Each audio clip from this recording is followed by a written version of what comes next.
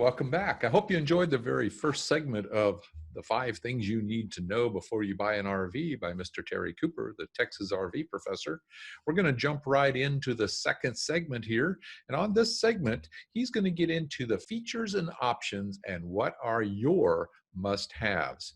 So without any further ado, let's have Mr. Cooper take it away. The second thing we got to do is got to ask yourself, okay, if I'm going to have this RV, what's it look like?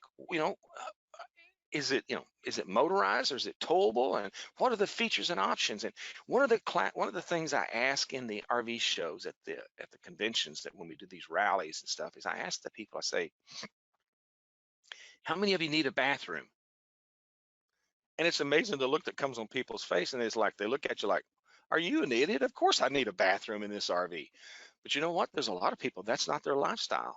They're a little more outdoorsy, and they travel lighter because they'll go with a smaller vehicle, tow vehicle. They'll go with a smaller trailer. So restrooms are not a big thing to them. But I can just tell you, there's a lot of people out there, the bathrooms are a big deal, big showers and so on. Now, the other thing we have to look at is the creature comforts that we have to have, because you're going to go to certain places here in the country that you're going to need more air conditioning than others. I mean, let's think about some places in July, August, September, when it's, I mean, my wife calls it dog day summers. And one air conditioner is not going to get it done. It's just not going to get it done.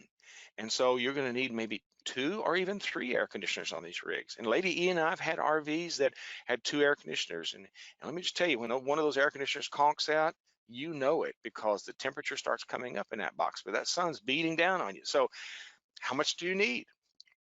Some of you may be starting that business. So, what are your business needs? Do you need an area that you can set up an office? Because I know some folks that they'll look at a floor plan that maybe has a little bit of a second room, and they're using it maybe for a bunk room for the kids, and you go in there and they have it converted and have an office. I saw the other day at one of the RV shows that right off the kitchen, what would have normally been a big pantry was actually a big office area, and it had a place for, and then it had brought all the communication cables, the Wi-Fi, satellite. You had a place for the big television, and so basically it was an office, and you could have also have used it, like you say, for a very large pantry. And so some of you may have the children. You have to look at the bunks, the bedrooms. I mean, we have a couple staying here at the RV park right now, and I'll tell you more about some of I've been watching the dynamics of how they're making their decisions, and it's really opened my eyes of things that I knew, but it just brought it back to remembrance. But they have 2 little girls that are getting a little older, and they had bought a motor home, and so they'd had their beds built into the hallway, which was great for them. I mean, they had their little curtains and everything, but as these girls have gotten older, they've needed more privacy. So what mom and dad have done is they're stepping away from the motorhome, and they have bought them a 5th wheel. And they've bought this 5th wheel, and it's used. It's really good shape. And like one of the instructors around here said, it's got good bones. So what he's saying is, it's got assembly there. It didn't have a whole lot of wood rot. I think they found only one place that had any water damage at all, and that was an easy fix. But the big thing is the girls have their own bedroom and have a bathroom back there with them. So for them, this family, that's what they needed.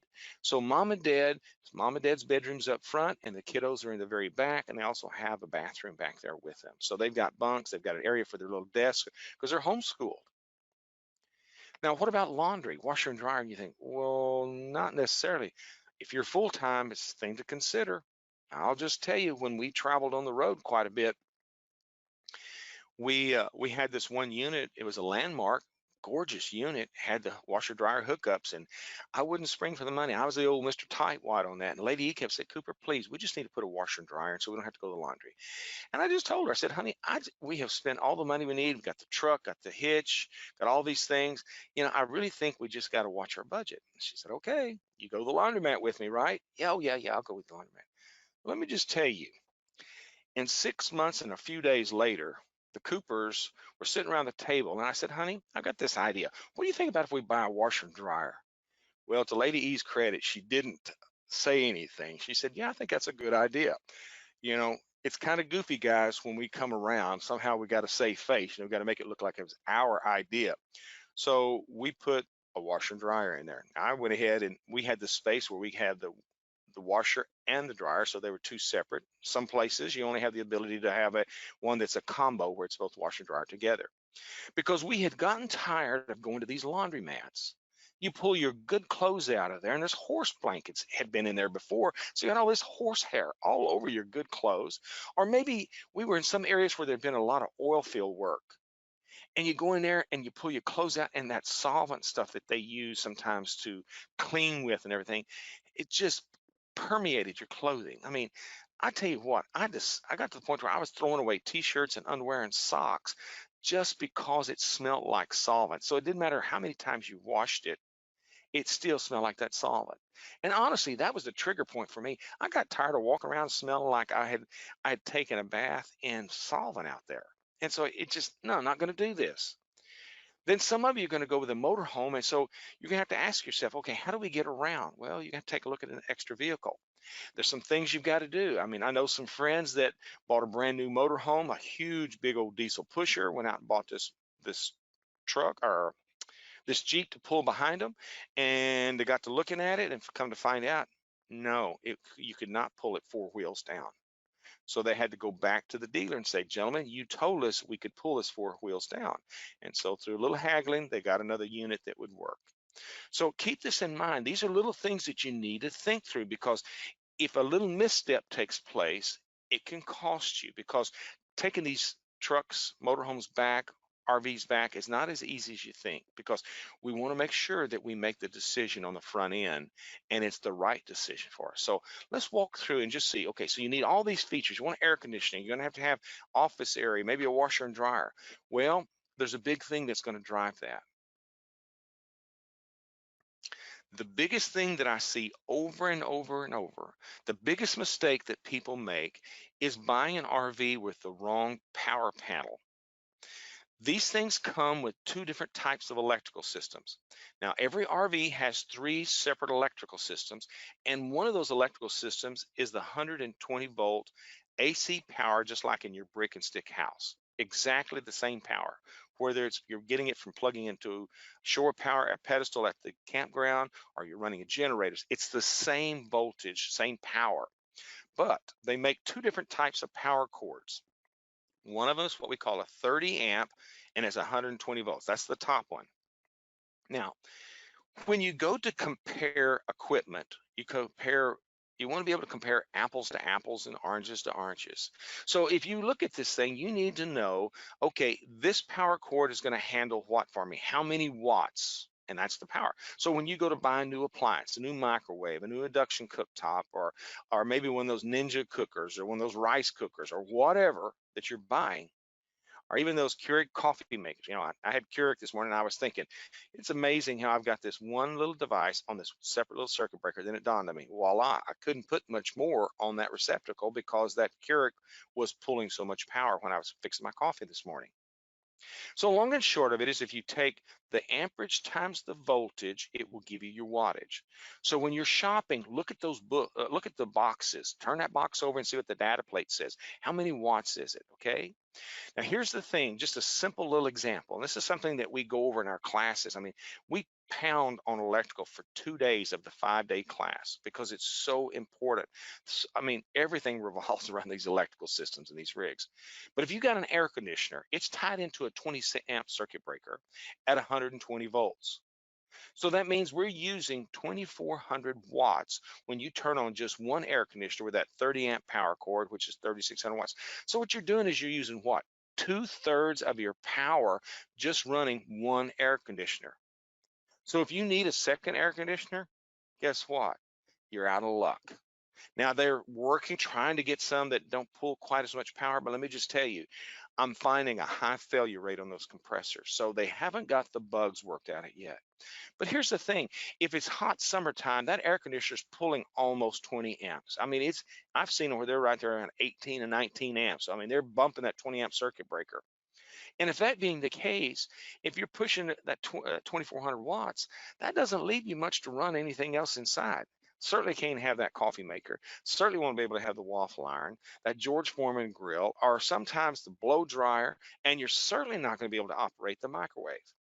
Now, There are some units, RVs, that have the 30 amp service, and you have a smaller footprint, a smaller lifestyle, that's the perfect thing for you. And that's the way it comes. But some of you are going to need more power. So what you're going to need to do is get what they call the 50 amp, 240 volt slash 110, 120 volt power cord. Now, if you look at this power cord, you see that red wire and that black wire. Those are the two hot wires. The red wire carries 120 volts and the black wire carries 120 volts. So basically what they've done is they've taken two 30 amp power cords and merged them together, but made the wires bigger so that each wire can handle more amperage. So what happens is that we plug into a pedestal or we fire up a generator, and the pedestal delivers to the panel box inside your RV 240 volts. 240 volts. But we don't have any 240 volt devices in our appliances and devices in our RV. We only have 120. So what happens is it comes into that panel box and we split the black leg and the red leg apart from each other. And so the black leg is going to handle maybe 2 air conditioners and a microwave, and the red leg may be handling the other air conditioner and maybe the heating element, the water heater and the induction cooktop. So you've got so much more power to work with. Now, it's not the same amount that you would have in your brick and stick house, but it's certainly bigger than what you would if you had just a single 30 amp, 120 volt, okay? Now, there's gonna come a time where you're gonna be traveling and you're gonna be catching up with some old friends that have they've been really good friends and maybe they moved away for whatever reason. And they said, well, come on by, you can park out in front of our house and we'll run an extension cord out to the garage and plug you in. Well, that sounds great. But all wall receptacles, whether they're in the brick and stick or they're in the RV, are only rated for 15 amps. So they're tied to a 15 amp circuit breaker, and they give us 120 volts. So in that starter kit that you're gonna buy when you get your RV is gonna have a reducer. And what it's gonna do, it's going to reduce things down to where you can plug into that receptacle and then hook an extension cord onto it and run it out to your rig. The only problem is you're only delivering 15 amps. So when you look at 15 amps times 120 volts, it's what? It's half of 30 amps. So it's 1800 watts. Guess what? You're not going to be able to operate the air conditioner. Now that's in the middle of the summer. Now, if it's cool in the early spring, you may be only pulling 12 or 13 amps, so you will be able to get the air conditioner going. But I promise you, you're not going to be able to run all the things you've been running. You're going to have to turn something off. Air conditioner may have to be turned off so you can then have the microwave going.